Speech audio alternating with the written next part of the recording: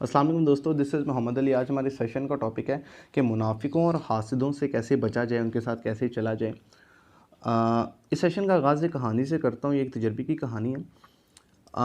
दो दोस्त थे, उनकी दोस्ती एक तीसरे से देखी नहीं जाती थी। तो एक दिन तीसरे बंदे ने एक दोस्त के कान भर दिए और बहतान लगा दिया दूसरे दोस्त पे। तो एक दोस्त ने भरे मजमे में अपने दोस्त को चपेड़ मार दिया और इसकी इज्जत की रुसवाई कर दी। उस दोस्त ने आसमान की तरफ देखा और वो कहने लगा कि अल्लाह, अगर मैं हक़ पे हूँ तो मुझे सुरखरू करनी। और वक्त ने साबित किया कि वो हक़ पे था। जिसने चपेड़ मारी थी उसने अल्लाह से माफ़ी मांगी, पर उसका ज़मीर मुतमईन ना हुआ। वो एक दिन अल्लाह के वली के पास गया और सारा माजरा पेश किया। अल्लाह के वली कहने लगे कि थप्पड़ किसके सामने मारा था? वो कहने लगा भरे मजमे में। तो वो कहने लगे कि माफ़ी भी भरे मजमे में मांग और इसी उसकी इज़्ज़त को बहाल कर। ये असल दिलेरी है, इसके लिए हिम्मत चाहिए होती है। इस वाक़ये को सुनाने का मकसद ये था कि इस वाक़ये से हमें चंद सबक मिलते हैं। पहला सबक कि जिस चीज़ के आप ऐनी शाहिद नहीं हैं, ना उसके ख़िलाफ़ जाएं और ना कभी उसके हक़ में जाएं। दूसरी चीज़, किसी तीसरे की बातों में आके दूसरे से ना गंवाएं, ये आपकी बहुत बड़ी बेवकूफ़ी होगी। और ये देखिए, मेरे पास एक बंदा आया, मुझे कहने लगा कि असल वाक़या है मेरा अपना। मुझे कहने लगा कि यार, एक बंदा जो है ना, वो फ़लाँ फ़लाँ फ़लाँ, वो बहुत ऐसा है, उसने बहुत उसके ऊपर बहतान लगाए। वो जब चला गया, मैंने तन्हाई में ये सोचा कि उस बंदे का तल्लुक जिसकी ये बुराई कर रहा था मेरे साथ कैसा है। मैंने ये देखा कि उठना बैठना, खाना पीना, मिलना जुलना, मेरे साथ तो उसका तल्लुक बहुत ठीक है, वो मेरे साथ बिल्कुल ठीक चलता है। अगर उसके साथ उसके तल्लुकात ख़राब हैं तो उससे मुझे क्या लेना देना। मेरे साथ तो उसका तल्लुक ठीक है, हो सकता है उसके साथ ठीक ना हो, और वो चाह रहा हो कि मेरा तल्लुक भी उसके साथ ख़राब हो जाए। तो कभी भी तीसरे बंदे की बातों में आके दूसरे बंदे से ना गंवाएं अगर वो आपके साथ ठीक है। तीसरी बात, अगर आप हक़ पे हैं तो वक्त ये साबित करेगा, वक्त की अदालत ये साबित करेगी कि आप हक़ पे हैं। और हक़ पे हैं तो डटे रहें और इज़्ज़त आपकी और बढ़ जाएगी। और ये बात याद रखिएगा, मुनाफिक और हासिद वो पहले गिरे होते हैं और वो कोशिश कर रहे होते हैं कि वो अगले को भी गिराएं। जो पहले गिरा हुआ है वो कोशिश करेगा अगले को गिराएं, और जो इज़्ज़तदार है या जो पहले ही ऊपर है, जिसको अल्लाह ने वो मकाम दे दिया, वो कोशिश करेगा कि वो लोगों को उठाए और ऊपर की तरफ लेके आए। गिरने वाला पहले गिर गया होता है, गिराने वाला, और उठाने वाला पहले उस मकाम पे पहुंच गया होता है। और ये बात याद रखिएगा, इज़्ज़त और ज़िल्लत देने वाली ज़ात अल्लाह की है। जब आप किसी की इज़्ज़त को कम करने की कोशिश करते हैं या रुसवा करते हैं, अगर वो हक़ पे हो तो अल्लाह उसकी इज़्ज़त को और बढ़ा देता है।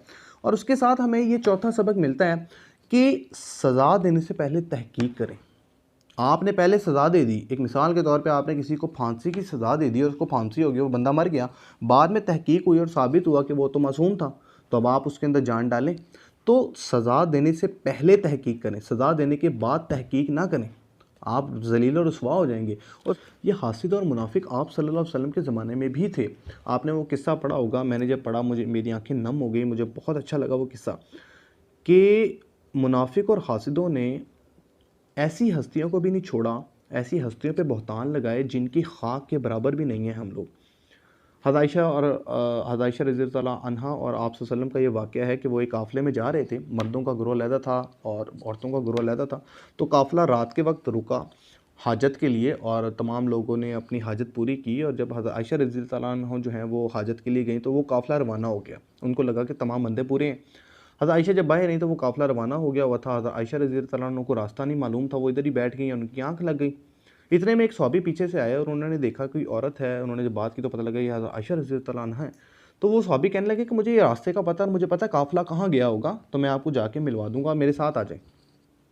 आगे जाके काफ़िले को ये मालूम हो कि आयशा रज़ी अल्लाह अन्हा नहीं है, तो वो काफ़िला उधर रुक गया। पीछे से ये सहाबी आ गए और लोगों ने, काफ़िले वालों ने ये बहतान लगाया कि आयशा रज़ी अल्लाह अन्हा नाउज़ुबिल्लाह उन पर बहतान लगाया। अब वो बड़े हैरान, आप सल्लल्लाहु अलैहि वसल्लम भी चुप और हज़रत आयशा रज़ी अल्लाह अन्हा भी परेशान। लेकिन वो चूँकि हक़ पे थी, खामोश रहीं, तो वही नाजिल हुई आप वसल्लम पर। और अल्लाह ताला ने हज़रत आयशा रज़ी ताला अन्हा की गवाही दी और इसका वाक़या कुरान मजीद में है। और अल्लाह ताला ने ये फ़रमाया कि आयशा रज़ी ताला अन्हा पाक है। आप देखें कि जिसकी गवाही अल्लाह ताला ने दे दी है वो क्या हस्ती होंगी। वो आज के दौर में शायद मुनाफ़िकत और हसद ज़्यादा हो गया। क्यों? क्योंकि ईमान की शायद कमी हो गई है। हासिद और मुनाफिक पैदा क्यों होते हैं? ईमान की कमी सबसे बड़ी वजह है इसकी। अल्लाह की वंड पे, अल्लाह की तकसीम पे राज़ी नहीं होते। कोई किसी की इज़्ज़त नहीं देख सकता, कोई किसी की खुशी नहीं देख सकता, कोई किसी का सुकून नहीं देख सकता, कोई किसी का घर नहीं देख सकता, कोई किसी की गाड़ी नहीं देख सकता, कोई किसी के अच्छे तल्लुकात नहीं देख सकता। इनमें से कोई भी वजह हो सकती है, ये सारी वजूहात हो सकती हैं। अब इनके साथ चला कैसे जाए? हो सकता है इनके साथ रहना आपकी मजबूरी हो, लेकिन आपके तल्लुकात में मीलों का फ़ासला होना चाहिए और आप कभी भी अपने राज उनको ना दें, क्योंकि जब आप उनको राज देंगे तो वो आपको दोबारा डसेंगे। और हदीस का मफ़हूम है कि मोमिन एक सुराख से 2 बार नहीं डसा जाता। यहाँ पे मुझे एक कहानी याद आ रही है, बड़ी दिलचस्प कहानी है 2 दोस्तों की। उनमें से एक दोस्त मुनाफिक था। एक दोस्त जंगल में जा रहा था, उसको एक सामने शेर नज़र आया। वो शेर अपनी मस्ती में मस्त था, तो उसने अपने दोस्त को फ़ोन किया और कहा कि मुझे शेर नज़र आ रहा है, मुझे समझ नहीं आ रही मैं क्या करूँ। उस दोस्त ने कहा कि आस-पास तुझे ईंट या पत्थर नज़र आ रहा है? उसने कहा हाँ, पत्थर पड़ा हुआ है। उसने कहा इसको उठा, उसने उठाया, उसने कहा शेर को मार। उसने शेर को मारा, वो खुद मर गया। Think about it. इस वीडियो का इख्तिताम इस दुआ के साथ करता हूँ और इस दुआ को हर नमाज में मांगा करें कि या अल्लाह हमें हासिदों के हसद, मुनाफिकों की मुनाफ़कत, शर फैलाने वालों के शर से, बद नज़रों की बदनज़री से और शरारत करने वालों की शरारत से महफूज रख। मुझे उम्मीद है आपको ये वीडियो बड़ी अच्छी लगी होगी।